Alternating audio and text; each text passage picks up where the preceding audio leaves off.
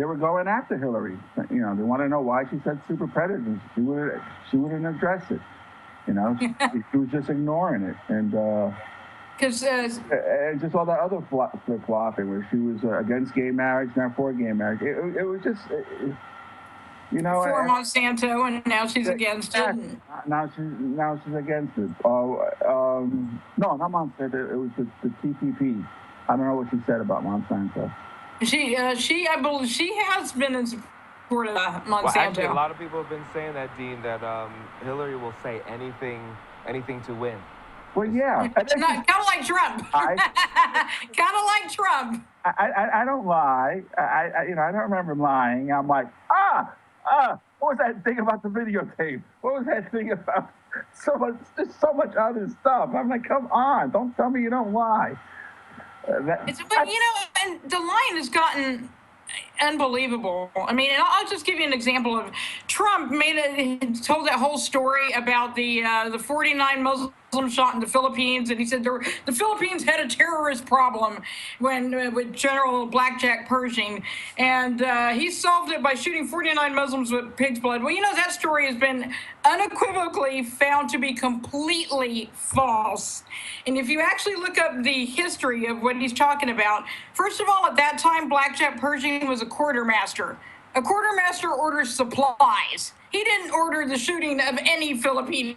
And secondly, just so people are aware, the Philippines was a Muslim nation since the 13th century. And it's only two areas, Sulu and Mindanao. I probably massacred that.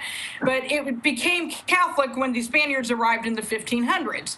So when the Americans came in 1898, we invaded a country that was under Spanish rule and was predominantly Catholic, except for two areas in the south where it to this day is Muslim, those two areas in the south, Sulu and Mindanao. And actually, Blackjack Pershing had requested to be placed in Manila. Manila is in the far north of the Philippines. So again, the whole story Donald Trump said, completely false. And to me, it's one thing to say, and politicians promise stuff all the time. Obama was going to close Gitmo. George Bush Sr. was going to say no new read my lips, no new taxes. Those are campaign promises that don't get fulfilled.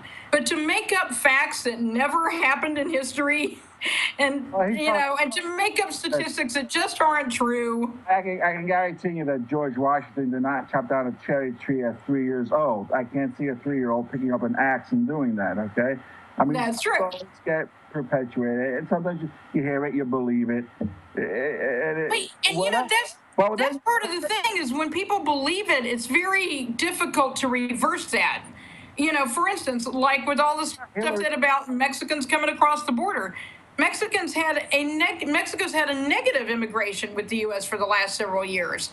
And you try to explain this to people, and they don't get the numbers. The numbers are there. The statistics are there. But they want to believe this, Hillary getting away with making a statement like that. What was the context? She said she just randomly said black men are predators? What happened in that story? It was at she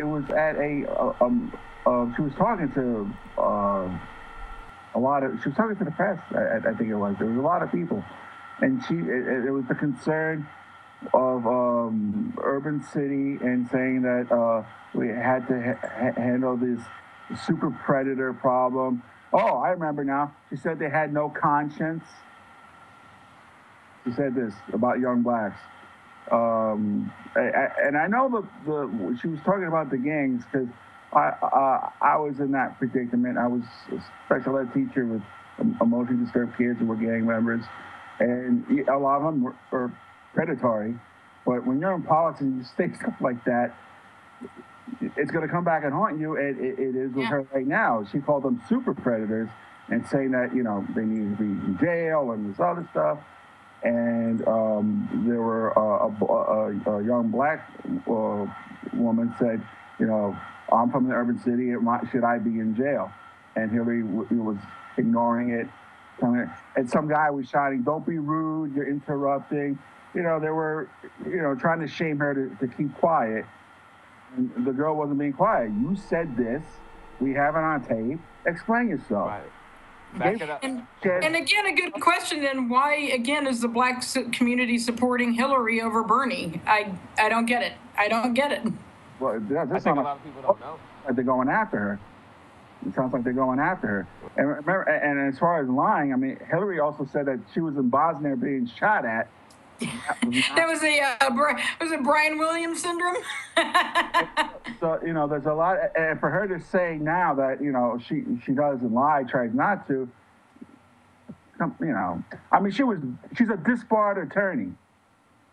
She got in trouble with the ethics committee against Nixon. I mean, there's just, they can swing it as much as they want. There's just too much against her. She's got too much to overcome. I think Bernie's got a better shot, but we don't know these conventions. We just don't know. That's all it. It's the DNC is. Why? Oh, time's up. But yeah, we're definitely going to explore that next week. Always a pleasure, Soledad. Well, we'll have Super Tuesday to talk about next week. Yeah, so please join us next week at 7 p.m. live, and we'll have more conversations, more politics. Thanks again, Soledad. Thank you, Dean. Thank you. Thank you. Michael, and see you next week. Bye.